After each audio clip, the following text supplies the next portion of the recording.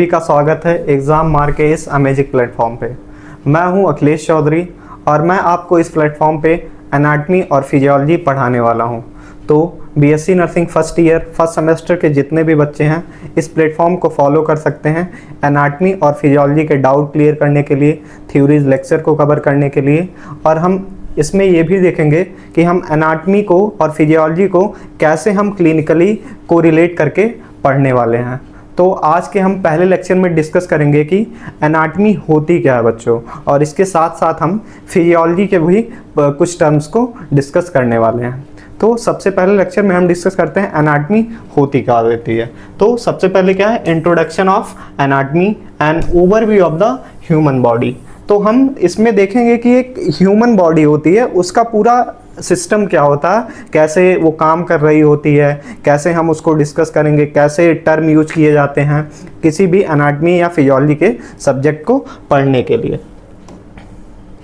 तो फिर हम देखते हैं कि एनाटमी होती क्या है। Anatomy is the branch of biology with concerned with the study of the structure of living organism. तो एनाटमी जो है बच्चों एक बायोलॉजी की ही ब्रांच होती है, जिसमें हम क्या देखते हैं कि जो हमारी बॉडी है वो स्ट्रक्चरली अरेंज कैसे है, मतलब जो हमारे बॉडी का कंपोजिशन है या सिस्टम है, जैसे हमारा रेस्पिरेटरी सिस्टम है, डाइजेस्टिव सिस्टम है, सर्कुलेटरी सिस्टम है, ये आपस में इंटीग्रेटेड कैसे हैं और ये बॉडी फंक्शन कैसे कर रही है, हम इसमें डील करते हैं। और मेनली हम इसके फॉर्म, शेप, साइज और relationship of the body part को डील करते हैं। इसका मतलब होता है कि जो हमारी बॉडी है उसमें जितने भी स्ट्रक्चर पाए जाते हैं उसका फॉर्म क्या है, शेप क्या है, साइज क्या है और relationship with the other body parts. मतलब कोई एक बॉडी पार्ट है, सपोज करिए हमारा लीवर है, तो उस लीवर का रिलेशन हमारे सराउंडिंग ऑर्गन से कैसे है, मतलब लीवर किस किस ऑर्गन से एसोसिएटेड है, डायफ्राम से एसोसिएटेड है, स्टमक से एसोसिएटेड है और हमारा जो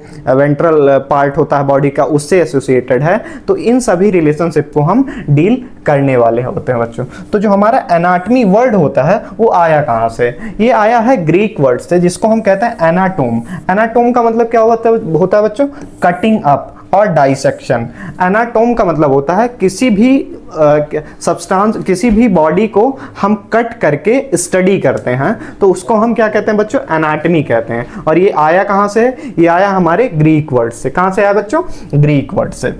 इस बात पे आपको ध्यान देना है कि जो हमारा एनाटमी वर्ड है वो आया है ग्रीक वर्ड से, जो है एनाटोम। और एनाटोम का मतलब क्या होता है बच्चों, कटिंग अप और डाइसेक्शन। तो आप जब फर्स्ट ईयर में जाएंगे बच्चों तो आपका एक्सटर्नल क्लासेस होंगी। जो बच्चे मेडिकल कॉलेज में खासकर पढ़ रहे होंगे, गवर्नमेंट मेडिकल कॉलेजेस में पढ़ रहे होंगे, उनको डाइसेक्शन हॉल ले आया जा सकता है।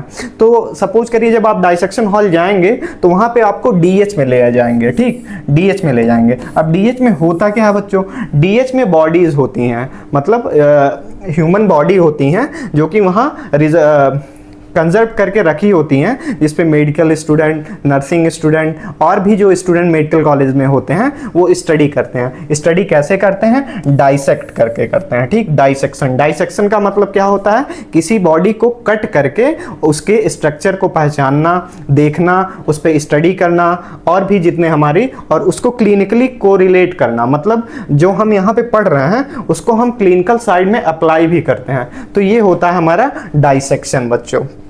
Originally relied on the dissection of organism to understand their structure। तो एनाटमी क्या है बच्चों, एनाटमी डाइसेक्शन पे ही बेस्ड होती है, जिससे हम क्या करते हैं, ऑर्गेनिज्म को क्या करते हैं, समझते हैं, अंडरस्टैंड करते हैं। तो ये होता है होलसम एनाटमी का मतलब। एनाटमी मतलब एनाटोम, एनाटोम मतलब डाइसेक्ट करना, डाइसेक्ट करके उसके स्ट्रक्चर को समझना और उसको कोरिलेट करना किसी भी चीज से। कि एनाटमी की इंपॉर्टेंस क्या होती है बच्चों, जो हम एनाटमी पढ़ने वाले हैं उसकी इंपॉर्टेंट क्या होती है हमारे रियल लाइफ में, हमारे क्लिनिकल लाइफ में, हमारे डे टू डे लाइफ में।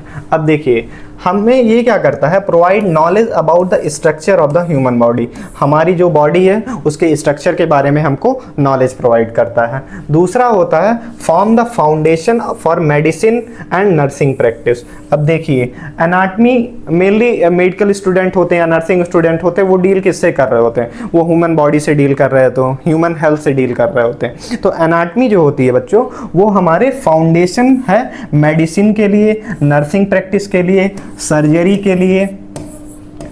तो जितनी भी हमारी मेडिकल से रिलेटेड जितने भी फीचर्स मतलब सर्विसेज होती हैं, उसके लिए एनाटमी क्या करती है, एक फाउंडेशन का काम करती है। तीसरा हमारा help understand normal versus abnormal condition, ये हमें ये भी अंडरस्टैंड करने में हेल्प करता है कि क्या नॉर्मल है क्या एबनॉर्मल है। अब देखिए जब आप ह्यूमन बॉडी को स्टडी करेंगे तो उसमें कुछ एबनॉर्मलिटीज भी पाई जाती है, कुछ एनोमलीज भी पाई जाती है। मतलब एक ह्यूमन है, एक ह्यूमन के अंदर कुछ डेविएशन हो गया या कोई चेंजेस आ गए होते हैं, तो ये भी समझने में, अंडरस्टैंड करने में एनाटमी हेल्प करती है। कैसे हेल्प करती है, हम डाइसेक्ट करके पढ़ रहे होते हैं तो उस दौरान हम देखते हैं कि क्या एनिमलीज पाई जाती हैं। तीसरा एट डायग्नोस्टिक एंड ट्रीटमेंट। अब देखिए ये डायग्नोसिस में हेल्प करता है। अब डायग्नोसिस क्या होता है, फर्स्ट ईयर के बच्चे होंगे उनको नहीं पता होगा कि डायग्नोसिस क्या होता है। डायग्नोसिस का मतलब होता है किसी भी बीमारी का पता लगाना, ठीक। अब एनाटमी कैसे हेल्प करती है, एनाटमी ऐसे हेल्प करती है कि जो बच्चे स्टडी कर रहे होते हैं, तो हम पैथोलॉजी आप पढ़ेंगे आगे, आप रेडियो डायग्नोसिस पढ़ेंगे, उन सब में एनाटमी हेल्प कर रही होती है। अब essential for surgical practice and clinical procedure, और एनाटमी जो है वो सर्जिकल प्रैक्टिस के लिए, क्लिनिकल प्रोसीजर के लिए इंपॉर्टेंट होता है। एनाटमी से ही हम कुछ लैंडमार्क पढ़ते हैं, जैसे बॉडी का कहीं किसी पार्ट का ऑपरेशन होना है तो हम एनाटमी में स्टडी करे रहेंगे तभी तो आगे कर पाएंगे या हम असिस्ट कर पाएंगे डॉक्टर्स को, सर्जन को। अगर हमारी एनाटमी ही वीक रहेगी तो हम असिस्ट करने में प्रॉब्लम होगी। सपोज करिए कोई पार्ट का ऑपरेशन होने वाला, अब आपको उस पार्ट के बारे में पता ही नहीं है तो आप कैसे असिस्ट करेंगे उस बॉडी पार्ट को। तो एनाटमी हमें इन सब चीजों को अंडरस्टैंड करने में हेल्प करती है।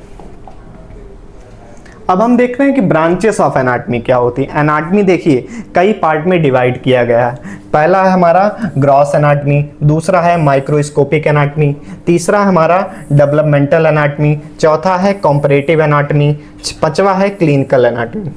अब देखिए सबसे पहला ग्रॉस एनाटमी क्या होता है। ग्रॉस एनाटमी का मतलब होता है जो कि हमें विजिबल होता है, मतलब क्या, नेकेड आई से विजिबल होता है, जिसमें हमें किसी भी प्रकार के इंस्ट्रूमेंट की, माइक्रोस्कोप की या किसी और चीज की जरूरत नहीं होती है, जिसको हम अपने आंख से, नेकेड आई से देख करके पढ़ते हैं, उसको हम क्या बोलते हैं, ग्रॉस एनाटमी। अब ग्रॉस एनाटमी में टोटल 3 पार्ट होते हैं। पहला हमारा सरफेस एनाटमी। सरफेस एनाटमी में क्या पढ़ते हैं, सरफेस एनाटमी में हम वो पढ़ते हैं जैसे हमारी ये ह्यूमन बॉडी है, सपोज करिए, ठीक। तो इसके कुछ लैंडमार्क होते हैं बच्चों, ठीक, जो हमारे बॉडी के सरफेस पे प्रेजेंट होते हैं, उन हम लैंडमार्क की स्टडी करते हैं, बॉडी के लैंडमार्क को समझते हैं। अब ये लैंडमार्क क्यों जरूरी होते हैं, लैंडमार्क इसलिए जरूरी होते हैं जब कोई सर्जिकल प्रोसीजर किया जाता है तो उसी लैंडमार्क से हम एक प्रेफरेंस लेके कट लगाते हैं या डाइसेक्ट करते हैं बॉडी को, तो ये लैंडमार्क पढ़ना जरूरी होता है। अब हम जैसे कुछ लैंडमार्क पढ़ेंगे जैसे superior iliac crest, inferior iliac crest, caudal, इन सब चीजों को हम पढ़ेंगे सरफेस एनाटमी में। फिर दूसरा हो गया हमारा रीजनल एनाटमी। अब रीजनल एनाटमी का मतलब क्या होता है, ये नाम से ही क्लियर है। एक सेकंड,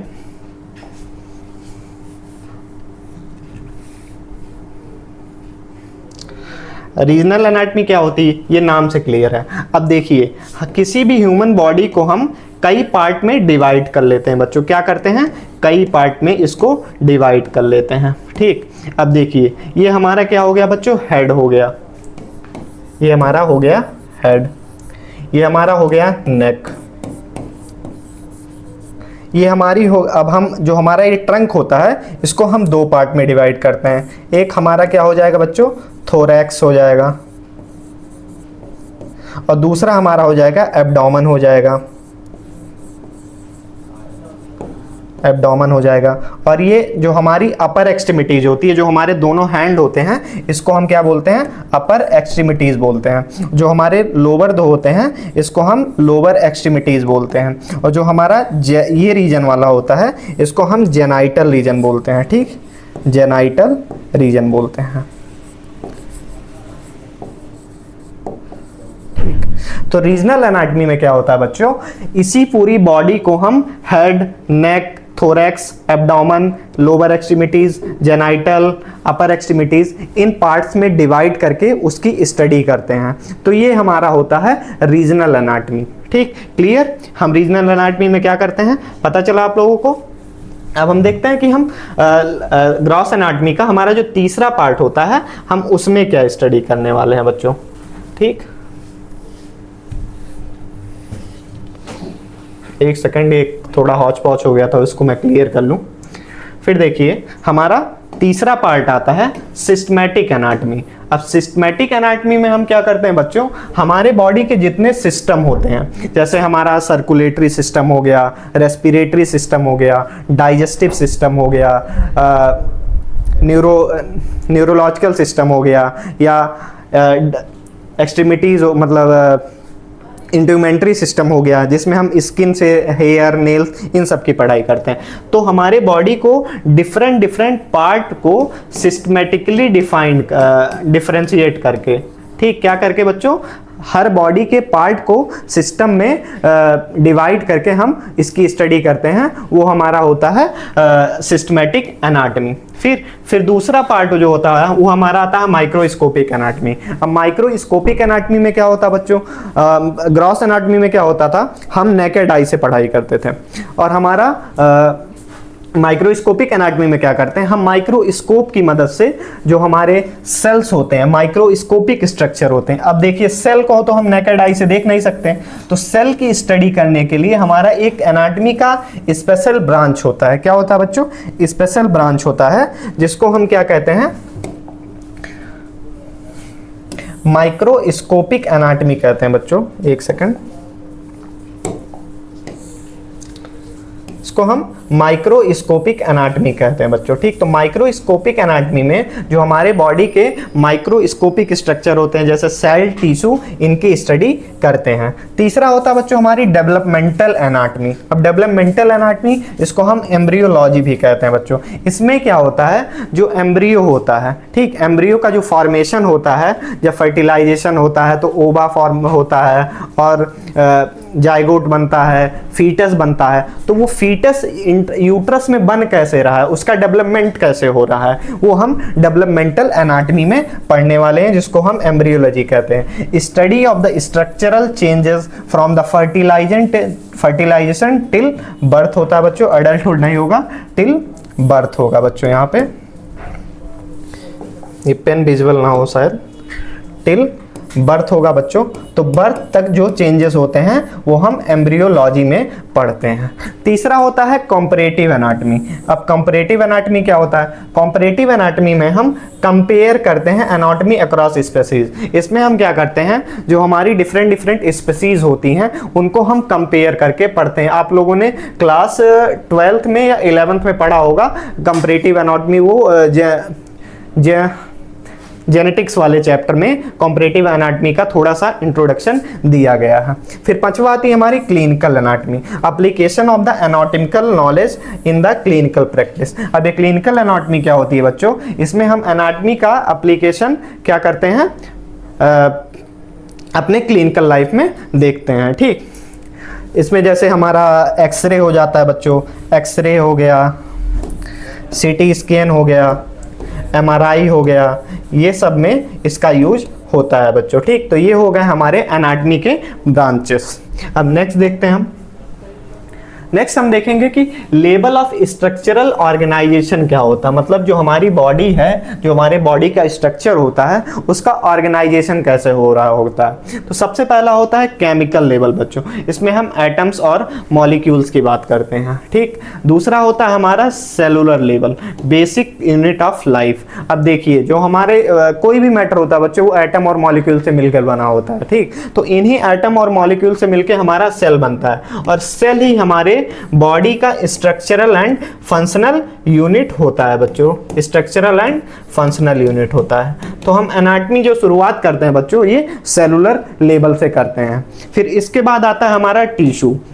अब टिश्यू कैसे बनता है बच्चों? जो हमारा सेल होता है जिनका फंक्शन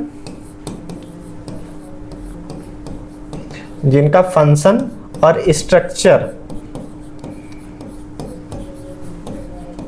स्ट्रक्चर सेम होता है। क्या होता है बच्चों? सेम होता है। अब ये आपस में मिलके क्या बनाते हैं? टिश्यू बनाते हैं। ठीक, जिनका सेल का फंक्शन और स्ट्रक्चर सेम होगा वो आपस में मिलके टिश्यू बनाएंगे।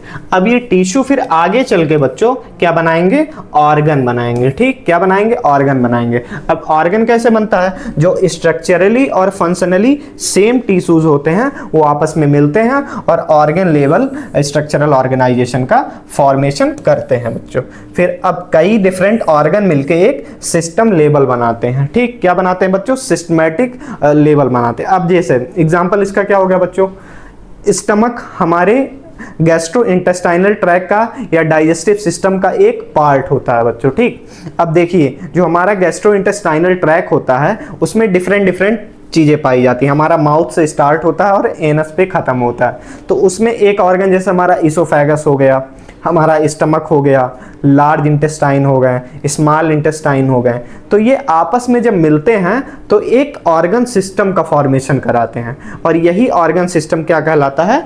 Organ level structural organisation, system level organisation कराता है, जो एक साथ काम करते हैं और एक स्पेसिफिक फंक्शन को करते हैं। अब डिफरेंट सिस्टम के कॉम्बिनेशन से एक ऑर्गेनिज्म का फॉर्मेशन होता है बच्चों। क्या होता है? एक ऑर्गेनिज्म का फॉर्मेशन होता है। इसका मतलब क्या हो गया बच्चों? जब बॉडी के कई सिस्टम मिलते हैं, क्या मिलते हैं बच्चों? बॉडी के कई सिस्टम आपस में मिलते हैं तो एक ऑर्गेनिज्म बन जाता है। मल्टीपल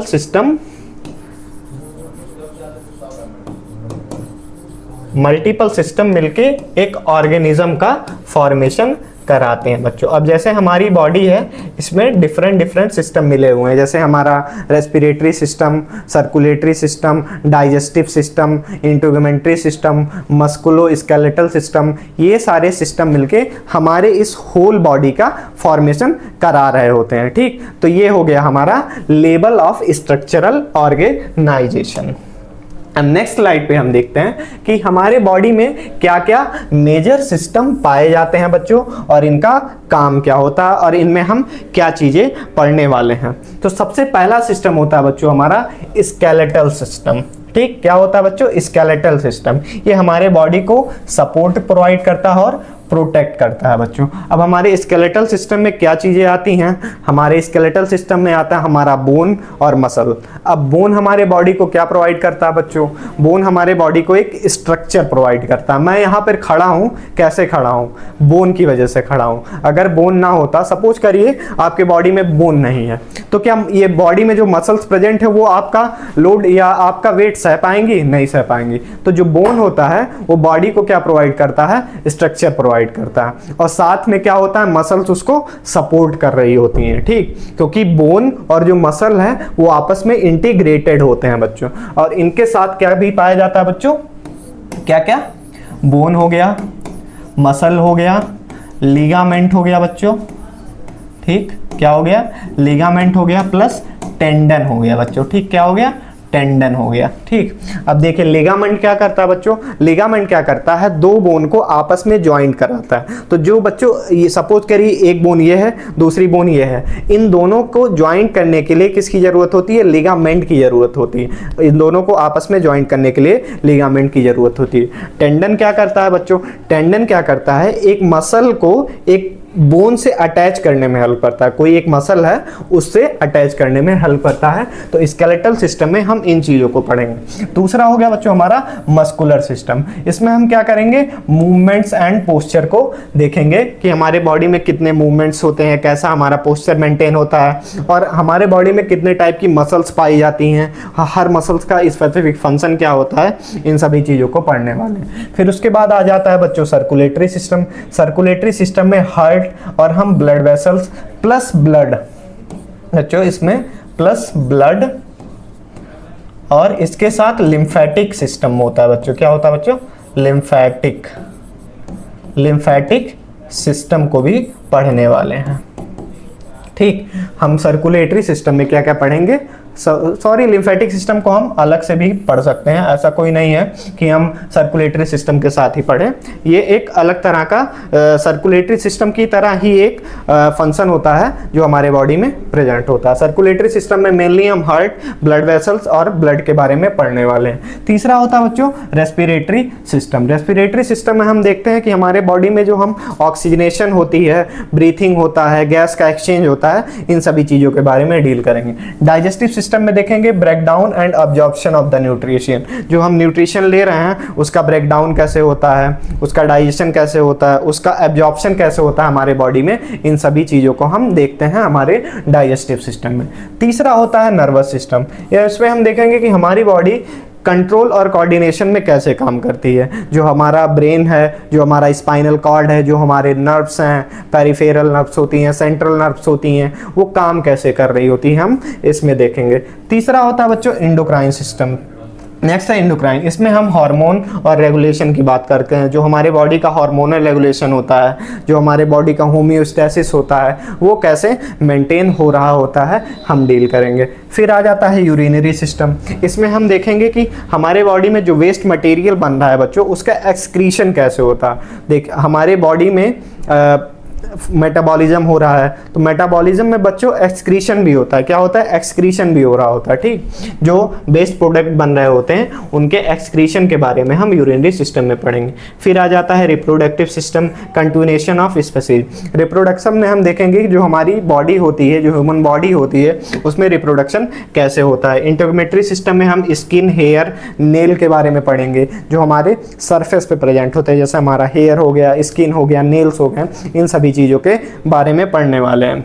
फिर लास्ट हमारा लिम्फेटिक और इम्यून सिस्टम, ये हम लास्ट में डील करेंगे। ठीक, तो ये हमारे बॉडी के कुछ मेजर फंक्शन होते हैं। हम ये सारे फंक्शंस, ये सारे सिस्टम हम अपने लेक्चर में ज़रूर कवर करेंगे और आपको इन सभी पे वीडियोस प्रोवाइड करेंगे। नेक्स्ट अब हम देखेंगे कि इंट्रोडक्शन ऑफ एनाटॉमिकल टर्म। अब देखिए बच्चों, एनाटॉमी स्टार्ट करने से पहले आपको कुछ एनाटॉमिकल टर्म्स के बारे में पता होना चाहिए। अब ये एनाटॉमिकल टर्म बनाए क्यों गए? अब हम सोचें कोई भी है ऐसे कभी कैसे भी पढ़ सकता है, लेकिन एनाटॉमिकल टर्म बनाए क्यों गए? अब देखिए, पूरे वर्ल्ड में डिफरेंट डिफरेंट प्रोफेसर्स हैं, डिफरेंट डिफरेंट साइंटिस्ट हैं, डिफरेंट डिफरेंट रिसर्चर्स हैं, तो वो अलग अलग पढ़ाई कर रहे होते हैं बच्चों। ठीक, तो अब एक स्टैंडर्ड होना चाहिए ना कि एक बॉडी को देखा कैसे जाए। अगर कोई स्टैंडर्ड नहीं होगा, कोई किसी पार्ट को कैसे किसी और तरीके से पढ़ रहा होगा, कोई दूसरा प्रोफेसर है वो किसी और तरीके से पढ़ा रहा होगा, कोई रिसर्चर है किसी और तरीके से पढ़ा होता है। तो कुछ इंटरनेशनली एक कॉन्फ्रेंस हुआ, इंटरनेशनली एक मीटिंग हुई, उसमें क्या हुआ कि बॉडी को एक एनाटॉमिकल टर्म में डिफाइन किया गया। मतलब एक ऐसा स्टैंडर्ड बनाया गया जो पूरे वर्ल्ड में फॉलो किया जाता है ह्यूमन बॉडी को स्टडी करने के लिए। ठीक, तो सबसे पहले हम इसमें देखने वाले हैं बच्चों कि एनाटॉमिकल टर्म्स होते क्या हैं। तो इसमें सबसे पहला हमारा आता है सुपाइन और दूसरा आता है प्रोन बच्चों। ठीक, और एनाटॉमिकल टर्म का मतलब क्या होता है? The position in which a person is standing straight with eyes looking forward, upper limbs by the side, face and palm of the hands directed forward, both fit together. अब देखिए, anatomical term होता क्या है? क्या होता है बच्चों? Supine. अब जैसे मैं यहाँ पे खड़ा हूँ तो मेरा जो बॉडी होना चाहिए एक स्ट्रेट लाइन में होना चाहिए, और जो ये मेरे हाथ हैं वो आगे की तरफ ऐसे खुले होने चाहिए। इस डायग्राम में आप जैसे देख रहे हैं, इस डायग्राम में ऐसा ही होता है बच्चों। तो पूरे इंटरनेशनली ऑल ओवर वर्ल्ड जितने भी स्टडीज हो रही हैं बच्चों, वो इसी स्टैंडर्ड पे होती हैं। मतलब बॉडी को एक सुपाइन पोजीशन में क्या किया जाता है? सपोज किया जाता है कि एक बॉडी है सुपाइन पोजीशन में है, इसी कंडीशन में, इसी एनाटॉमिकल पोजीशन में सारी स्टडीज की जाती हैं। अब इसमें होता क्या बच्चों? जो हेड होता है, आईज होती हैं वो फॉरवर्ड देख रही होती हैं, जो हमारे पाम होते हैं वो फॉरवर्डली फ्लेक्स्ड होते हैं, हमारे जो दोनों फिट होते हैं बच्चों वो आपस में टच होते हैं। ये होता है हमारा सुपाइन पोजीशन। और इसी का अपोजिट होता है बच्चों प्रोन पोजीशन। प्रोन में क्या होता है, ये हो गया प्रोन पोजीशन, ठीक। सुपाइन, ऐसा कोई टेबल है, इस पे हम सर ऊपर करके लेटे हुए हैं, ठीक। ये टेबल है, इस पे हम सर ऊपर करके लेटे हुए हैं, ये हो गया हमारा सुपाइन पोजीशन। और उसी टेबल पे हम सर को नीचे करके लेटे हुए हैं, ये हो गया हमारा प्रोन पोजीशन। तो ये होते हैं एनाटॉमिकल टर्म्स और पोजीशन बच्चों। नेक्स्ट स्लाइड में देखते हैं कुछ पोजीशंस के बारे में। जैसे हमारा हो गया एंटीरियर पोजीशन। अब एंटीरियर पोजीशन क्या होता है, toward the front of the body. मतलब इसका क्या हो गया बच्चों कि एंटीरियर ये हो गया, सपोज करो ये मेरी बॉडी है, तो ये जो है मेरा आगे का पार्ट होता है, इसको हम एंटीरियर कहते हैं, और इसी को हम क्या कहते हैं बच्चों, वेंट्रल भी कहते हैं, ठीक। तो ये हमारा एंटीरियर पोजीशन हो गया। एग्जांपल इसमें जैसे the chest is anterior to the spine. अब देखिए एंटीरियर और पोस्टीरियर एक रिलेटिव टर्म है बच्चों, ठीक। क्या बच्चों, एक रिलेटिव टर्म है। हम किसके रेफरेंस में किसी चीज को एंटीरियर कहेंगे, किसी चीज को पोस्टीरियर कहेंगे। तो सपोज करिए ये पेन है मेरा, ठीक, ये पेन है, इसके आगे मैं हाथ कर रहा हूं, इसके आगे वाला भाग क्या हो गया, एंटीरियर हो गया, और पेन के पीछे वाला भाग जो हो गया ये पोस्टीरियर हो गया। और पोस्टीरियर को हम ये क्या कहते हैं, डॉर्सल कहते हैं बच्चों, ठीक। तो हमारा फेस, चेस्ट, एब्डोमेन और बॉडी का आगे का जो सरफेस है ये हमारा एंटीरियर हो गया। और जो हमारे बॉडी के पीछे का सरफेस है बच्चों, हमारा ऑसिपुट हो गया, शोल्डर हो गया, स्पाइन हो गई, ग्लूट्स हो गए और हैमस्ट्रिंग हो गए, ये जो मसल्स होती हैं बच्चों, ये क्या होती हैं, हमारी पोस्टीरियर पोजीशंस में पाई जाती है, toward the back of the body. तो हमारे बैक ऑफ द बॉडी में जो चीज़ें पाई जाती हैं वो हमारी क्या हो गई, पोस्टीरियर्स हो गई। एग्जाम्पल क्या हो गया, the spine is posterior to the stomach. देखिए अब क्या है बच्चों, एक रिलेशनशिप में देखा जा रहा है। मतलब सपोज करिए ये हमारा कोई रेफरेंस पॉइंट हो गया, ठीक। तो रेफरेंस पॉइंट के आगे जो स्ट्रक्चर पाई जाती है हमारा रेफरेंस पॉइंट हो गया, और ये हमारा पीछा हो गया। तो रेफरेंस पॉइंट के जो आगे होगा बच्चों उसको हम कहेंगे एंटीरियर, और रेफरेंस पॉइंट के जो पीछे होगा बच्चों उसको हम कहेंगे पोस्टीरियर। एंटीरियर को ही हम वेंट्रल कहते हैं और पोस्टीरियर को ही हम क्या कहते हैं, डॉर्सल कहते हैं। वो आपको स्लाइड में दिख रहा होगा। नेक्स्ट देखते हैं। अब नेक्स्ट देखते हैं बच्चों और कुछ पोजीशन। Superior position. अब सुपीरियर पोजीशन क्या होता है बच्चों, सुपीरियर पोजीशन ये होता है जो हमारे हेड की तरफ होता है। इस डायग्राम में जैसे आपको दिख रहा होगा, जितने भी टुवार्ड्स जब हम हेड की तरफ जाएंगे बच्चों, जो हमारे बॉडी का हेड होता है उसकी तरफ हम जाएंगे तो उसको हम सुपीरियर कहेंगे। और हम क्या आएंगे, नीचे की तरफ आएंगे, टुवर्ड फिट आएंगे, मतलब हम अपने पैरों की तरफ जाएंगे तो उसको हम इंफीरियर कहते हैं। अब देखिए इसमें भी हम रिलेटिव टर्म है, हम किसी को सुपीरियर नहीं कह सकते, किसी को इंफीरियर नहीं कह सकते। हम किस रेफरेंस पॉइंट के रिलेशन में चीज़ों को डिफाइन कर रहे हैं, चीज़ों को बता रहे हैं, उसके अकॉर्डिंग एक बॉडी सुपीरियर हो सकती है और एक बॉडी इंफीरियर हो सकती है। आपको इन बातों को ध्यान रखना होता है बच्चों। अब डायग्राम में कुछ और चीज़ें दी गई हैं, जैसे ये दिया गया है मीडियल लाइन बच्चों, ठीक। क्या दिया गया है, मीडियल लाइन दिया गया है। अब ये मीडियल लाइन क्या होता है बच्चों, हमारे बॉडी को, ये मेरी बॉडी है, इसको दो इक्वल पार्ट में एक इमेजिनरी लाइन बॉडी को दो इक्वल पार्ट में जब डिवाइड कर रही होती है तो उसको हम कहते हैं मीडियन लाइन, ठीक। क्या कहते हैं बच्चों, मीडियन लाइन कहते हैं। इसी को हम कहते हैं मिड सजाइटल लाइन भी कहते हैं बच्चों। क्या कहते हैं, मिड सजाइटल लाइन भी कहते हैं, ठीक। इसका काम क्या होता है, हमारे बॉडी को दो इक्वल पार्ट में डिवाइड कर रही होती है, ठीक। फिर क्या होगा बच्चों, ये इंफीरियर हो गया। इंफीरियर मैं आपको बता चुका हूं कि जो हमारे बॉडी का लोअर पार्ट होता है नियर टू द फीट, जो फीट के toward the lower part of the body near to the feet, इसको क्या कहेंगे हम, इंफीरियर कहेंगे। The stomach is inferior to the lungs. अब देखिए क्या दिया गया है, लंग्स के कंपैरिजन में जो हमारा स्टमक है बच्चों वो क्या है, इंफीरियर है। और इसमें देखिए the eyes are superior to the mouth, mouth के कंपैरिजन में जो हमारी आईज हैं वो सुपीरियर हैं। तो एक रिलेशन देखा जा रहा है बच्चों, यहाँ पे क्या देखा जा रहा है, एक रिलेशंस देखा जा रहा है कि हम किस रेफरेंस पॉइंट के रेफरेंस पर हम चीज़ों को डिफाइन कर रहे हैं, ये देखा जाता है। और डायग्राम में कुछ चीज़ें और हैं वो भी मैं कवर कर लेता हूं, एक बार मैं क्लियर कर दूं सब कुछ।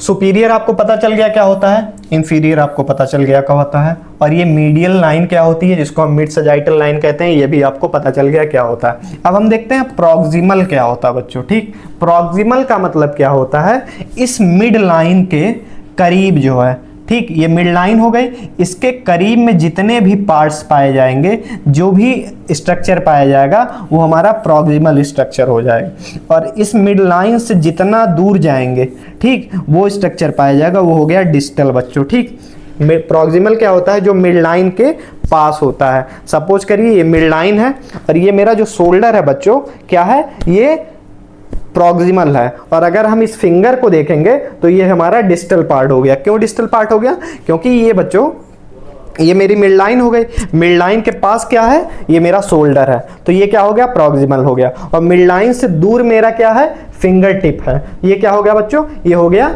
डिस्टल। तो ये भी एक रिलेशनशिप है बच्चों। ठीक, अगर हम एल्बो के उसमें देखें तो एल्बो से मेरा ये फोर आर्म क्या हो गया, प्रॉक्सिमल हो गया, विरिस्ट मेरा क्या हो गया, डिस्टल हो गया। तो एक रिलेशन के अकॉर्डिंग ये भी चीजें देखी जाती हैं। अब देखते हैं लेटरल क्या होता है बच्चों। लेटरल क्या होता है, मिड लाइन से हम बाहर की तरफ जाते हैं तो क्या हो गया बच्चों, वो हमारा लेटरल हो गया। ठीक, एक मिड लाइन है, ये मिड लाइन से अगर हम बाहर की तरफ जाएंगे वो हो गया हमारा लेटरल, और जो मिड लाइन से जितना करीब होगा वो होगा हमारा मीडियल पॉइंट। ये हम आगे के लेक्चर में बहुत अच्छे से कवर करेंगे। ठीक, सपोज करता हूँ आपको इतना समझ में आया होगा। अब हम देखते हैं और कुछ पोजीशन के बारे में बच्चों। जैसे मैंने बताया मिड लाइन क्या होता है, मीडियन प्लेन क्या होता है, वो हमने बताया। An imaginary line, vertical line dividing the body into right and left half, मतलब एक ऐसी इमेजिनरी लाइन जो बॉडी को दो पार्ट में डिवाइड करती है, एक राइट हाफ, एक लेफ्ट हाफ। ठीक, दूसरा है बच्चों the nose lies to the midline plane. जो हमारा नोज होता है बच्चों वो क्या प्रेजेंट होता है, मिड लाइन में प्रेजेंट होता है। अगर हम बॉडी को ऐसे डिवाइड करेंगे तो जो हमारा ये नोज आएगा वो कहाँ आएगा बच्चों, मिड लाइन में आएगा, और इसको हम और क्या कहते हैं, मिड सजाइटल लाइन कहते हैं। ये याद रखिएगा, एग्जाम में अक्सर एमसीक्यू में पूछा जाता है कि मिड सजाइटल लाइन क्या होती हैं। अब लेटरल क्या होता है बच्चों, away from the mid line of the body. देखिए लेटरल मैंने बताया था कि लेटरल क्या होता है बच्चों, जो हमारे मिड लाइन से दूर होता है उसको हम क्या बोलेंगे, लेटरल बोलेंगे। और मीडियन क्या बोलेंगे बच्चों, जो मिड लाइन के करीब होता है। ये मेरी मिड लाइन, इसके करीब जो होगा वो होगा बच्चों मीडियन, और इसके दूर जो होगा वो होगा लेटरल। अब ये मेरी मिड लाइन है तो मिड लाइन के पास मेरी आई है, तो आई क्या हो गई बच्चों, मीडियन हो गई। और मिड लाइन से दूर मेरा क्या है, कान है, नोज है, ईयर है, तो ये क्या हो गई, ये लेटरल ऑर्गन हो गया। ठीक, तो इसी तरह हम आगे पढ़ेंगे, आगे जब कोई आप सिस्टम पढ़ेंगे तो उसमें हम इसी तरह के वर्ड यूज करेंगे कि ये मीडियन है, ये लेटरल सरफेस है, ये सुपीरियर सरफेस है, ये इंफीरियर सरफेस है, ये प्रॉक्सिमल है, ये डिस्टल है। तो इन सब चीज़ों को आपको पता होना चाहिए। अगर यही नहीं पता रहेंगी तो आप आगे चल के कंफ्यूज होंगे। तो अपने बेसिक को स्ट्रांग बनाइए। मतलब ये जो पहला लेक्चर है बच्चों, ये आने वाले लेक्चर्स के लिए समझ लीजिए एक तरह का बेसिक का काम करेगा। नेक्स्ट देखते हैं। अब हम देखते हैं पोजीशन बच्चों की, प्रॉक्सिमल क्या होती है और डिस्टल क्या होती है। मैंने आपको डायग्राम में समझा दिया था कि प्रॉक्सिमल क्या होता है, डिस्टल क्या होता है। मुझे लगता है इस पे अब ज्यादा बात नहीं करना है। Closer to the point of origin और अटैचमेंट यूज फॉर लिम्स। अब देखिए बच्चों, क्या इसका मतलब क्या हो गया, ये मेरा हैंड का क्या है बच्चों, ये समझ लीजिए पॉइंट ऑफ ओरिजिन है। मतलब जहां से शोल्डर ज्वाइंट है बच्चों, ये मेरा अपर एक्सट्रीमिटीज हो गया, जिसको इसका ओरिजिन क्या हो गया बच्चों, ये शोल्डर हो गया। तो जो ओरिजिन के जितने करीब होगा, क्या होगा बच्चों, जो ओरिजिन के जितने करीब होगा, मतलब जहां से उसका ओरिजिन हो रहा है उसके जितने करीब होगा उसको हम प्रॉक्सिमल कहेंगे, और ओरिजिन से जितना दूर होगा उसको हम डिस्टल कहेंगे। और यही हम मिड लाइन से भी कर सकते हैं कि मिड लाइन के जो जितने करीब है वो प्रॉक्सिमल, और मिड लाइन से जो दूर है वो क्या हो गया, डिस्टल हो गया। ये दोनों तरह से हम समझ सकते हैं इस चीज को। ठीक, अब नेक्स्ट देखते हैं। नेक्स्ट स्लाइड में हम देखते हैं बच्चों की सुपरफिशियल क्या होता है और डीप क्या होता है। अब देखिए, कोई बॉडी है बच्चों, जब हम उसको क्रॉस सेक्शनली कट करेंगे, ये मेरी बॉडी है, इसको हम ऐसे हॉरिजेंटल प्लेन में कट कर देंगे। मतलब हाथ है सपोज करिए, इसको हम ऐसे कट करेंगे बच्चों। ठीक, कट करने पे जो अंदर के स्ट्रक्चर है बच्चों, ठीक, सपोज करिए ये मेरे हाथ का क्रॉस सेक्शनल स्ट्रक्चर, ये मेरी रेडियस हो गई और ये मेरी अल्ना हो गई। ठीक, तो जो बच्चों ये अंदर का पार्ट है, ठीक, जो अंदर की तरफ पाया जा रहा है ये मेरा डीप हो गया, और ये जो बाहर के तरफ स्ट्रक्चर पाए जा रहे हैं इसको क्या बोलेंगे बच्चों, सुपरफिशियल बोलेंगे। मतलब ये जो बाहर की तरफ स्ट्रक्चर प्रेजेंट है ये मेरे सुपरफिशियल हो गए, और जो अंदर की तरफ पाए गए वो मेरे क्या हो गए, डीप स्ट्रक्चर्स हो गए। एग्जाम्पल क्या है बच्चों, skin is superficial to the muscle. अब मेरी देखिए मसल कहाँ पाई जाती है बच्चों, अंदर पाई जाती है, तो जो हमारी स्किन है वो उसको कवर कर रही होती है, तो जो स्किन हो गया वो हमारा सुपरफिशियल स्ट्रक्चर हो जाता है। ठीक, तो सुपरफिशियल आपको समझ में हो, near to the surface of the body, जो जितने बॉडी के सरफेस मतलब स्किन की तरफ होगा या सरफेस की तरफ होगा वो हो गया सुपीरियर, और इन डीप का क्या होगा, away from the surface more internal. मतलब इस सरफेस से जितना अंदर जाएंगे बच्चों वो क्या हो गया, हमारा डीप हो गया। ये भी हम एक रिलेशन में ही देखते हैं, ये एक रिलेटिव टर्म होता है। ठीक, हम किस रेफरेंस पॉइंट के कंपैरिजन में बोल रहे होते हैं। ठीक, नेक्स्ट हो गया बेटा हमारा प्रोन पोजीशन, सुपाइन पोजीशन। तो मैंने प्रीवियस स्लाइड में आपको समझाया ही था कि प्रोन पोजीशन क्या होता है, सुपाइन पोजीशन क्या होता है। अब हम नेक्स्ट देखते हैं बच्चों कि पाल्मर क्या होता है और प्लांटर क्या होता है बच्चों। ठीक, क्या होता है बच्चों, पाल्मर क्या होता है, प्लांटर क्या होता है। पाल्मर का मतलब होता है बच्चों refer to the palm of the hand. Example, the palmar surface is use for grasping. Palmar का मतलब क्या बच्चों, ये हो गया हमारा पाम, जो ये स्ट्रक्चर ये सरफेस दिख रहा है ये हो गया बच्चों, क्या हो गया हमारा पाल्मर सरफेस हो गया। इसको हम क्या बोलेंगे, पाल्मर सरफेस। ये क्यों यूज किया जाता है, ग्रास्पिंग के लिए यूज किया जाता है। किसके लिए बच्चों, ग्रास्पिंग की, किसी चीज को पकड़ने के लिए यूज किया जाता है। ये हो गया हमारा पाल्मर सरफेस। दूसरा हो गया बच्चों हमारा प्लांटर सरफेस। प्लांटर क्या होता है, refer to the sole of the feet. Example, the plantar surface contact the ground when walking. Plantar का मतलब क्या हो गया बच्चों, जो हमारा पैर होता है, फीट होता है, जो उसका तलवा होता है, जो नीचे का पार्ट होता है, जो ग्राउंड के टच में होता है, उसको हम क्या बोलते हैं बच्चों, प्लांटर बोलते हैं। ठीक, अब ये प्लांटर सरफेस, पाल्मर सरफेस क्यों जरूरी होना चाहिए, जब आप पढ़ेंगे बच्चों अपने फाउंडेशन में पढ़ेंगे या एडल्ट हेल्थ नर्सिंग में पढ़ेंगे या न्यूरोलॉजी में पढ़ेंगे, तो इसमें हम देखते हैं planter flexion, dorsal flexion, movement बोला जाता है। अब किसी को प्लांटर पता ही नहीं रहेगा तो प्लांटर फ्लेक्शन समझेगा कैसे कि प्लांटर फ्लेक्शन क्या होता है, डॉर्सल फ्लेक्शन क्या होता है। तो इन सब चीज़ों को पता होना चाहिए कि हमारा पाल्मर सरफेस क्या होता है, प्लांटर सरफेस क्या होता है। अगर आपको ये सब चीज़ें पता रहेंगी तभी आपको समझ में आया होगा। ठीक, तो आज के लेक्चर में हम इतना ही डिस्कस करते हैं। आप इन सब चीज़ों को रिवाइज करें और नेक्स्ट लेक्चर के लिए तैयार रहें। ठीक, उम्मीद करता हूँ आपको सारी चीज़ें समझ में आई होंगी बच्चों कि हमने आज क्या डिस्कस किया। तो आप सभी का लेक्चर में बने रहने के लिए बहुत बहुत धन्यवाद बच्चों। अभी हमने नई शुरुआत की है, हमारा चैनल नया है, आप सभी के सपोर्ट से हम इस चैनल को ग्रो करेंगे और नए नए वीडियोस लाएंगे और नए नए टीचर्स लाएंगे जो कि आपको थ्योरी प्लस प्रैक्टिकल की चीज़ें और हम कैसे अपने थ्योरी सब्जेक्ट क्लिनिकली को रिलेट करके पढ़ सकते हैं, इन सभी चीज़ों को हम इस चैनल पर लाएंगे। आप सभी के सपोर्ट से ही हम ये कर सकते हैं। तो प्लीज़ इस चैनल को ज़्यादा से ज़्यादा सपोर्ट करें, सब्सक्राइब करें, अपने बैचमेट के साथ शेयर करें। अभी जो फर्स्ट सेमेस्टर का बैच आया होगा वो उनको खासकर इन सब चीज़ों की काफ़ी ज़रूरत होगी, क्योंकि ऑनलाइन बच्चों अवेलेबल हैं चीज़ें लेकिन स्ट्रक्चर ऑर्गेनाइज तरीके से नहीं अवेलेबल हैं।